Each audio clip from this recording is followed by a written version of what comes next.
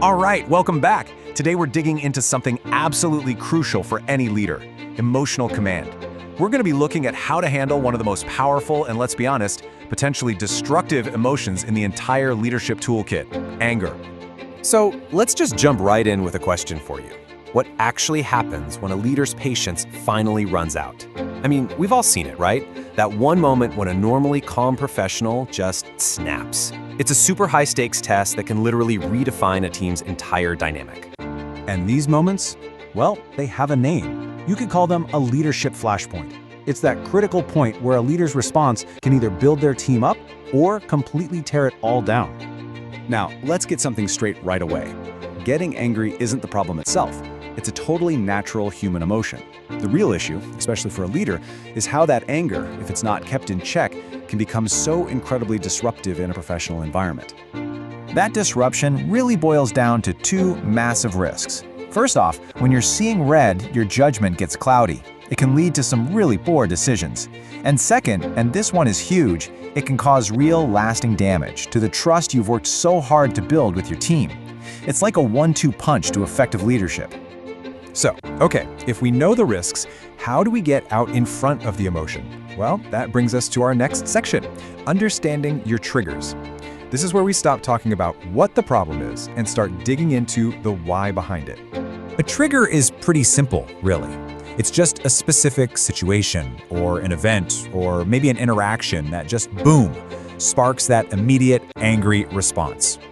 Figuring out what your personal triggers are is the absolute first, most essential step to gaining any kind of self-awareness and control. You know, what's really interesting is just how common these triggers are. Our source material points to a few that seem to pop up for leaders all the time. Things like unmet expectations, simple miscommunication, or just that constant organizational stress. And then there are the personal ones, like feeling undermined or dealing with what you see as incompetence. Just take a look at the list. Do any of those feel a little familiar to you? Okay, so we've got the problem and we've got the triggers. Now for the good stuff. Let's move on to the solution, the toolkit for composure. This whole section is about practical strategies you can actually use. And here's a super important point. The goal is not to become some kind of robot who never feels anger. Come on, that's impossible, and it's probably not very healthy either. The real mastery, the real goal, is achieving emotional balance. The path to that balance really rests on these three core pillars. First up is emotional regulation. Think of this as like internal first aid. It's about managing that raw feeling in the moment before you do anything. Second is reframing perspectives. This is where you actively change the story you're telling yourself about what's happening to find a more constructive way to look at it. And third, mindful communication. This is all about choosing your words and your actions with real intention, making sure they build people up instead of tearing them down. And when you start to master these pillars, something fundamental starts to shift in your behavior. You move from just reacting on impulse to actually responding with intention. And just look at this breakdown. An impulsive reaction, it damages trust, it escalates conflict. But a thoughtful response, it actually strengthens trust. It enhances your authority and it fosters respect. The difference couldn't be clearer. One is emotional and short-sighted, and the other is calm, intentional, and way more powerful in the long run. You know, this quote really nails it. I mean, anybody can lead when things are easy and going well. The true test of a leader, the real measure, comes when the pressure is on. So, after all this work, what's the reward? What's the big prize at the end?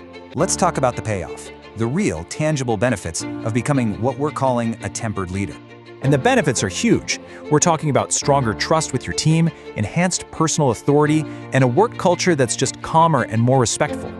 And that directly leads to better, clearer decision-making and that incredibly important feeling of psychological safety that allows a team to really innovate and take smart risks. When you add it all up, all of these rewards, all these techniques, they're all serving one single overarching goal. And this is it. The ultimate prize is to build a culture that is calm, that is respectful, and because of those things, is also high-performing. That right there, that's the lasting legacy of a truly tempered leader. So, as we wrap things up here, I just want to leave you with one final question to think about. Whether you're a leader right now or you hope to be one day, what is the emotional temperature that you set for your team? Thanks for joining me.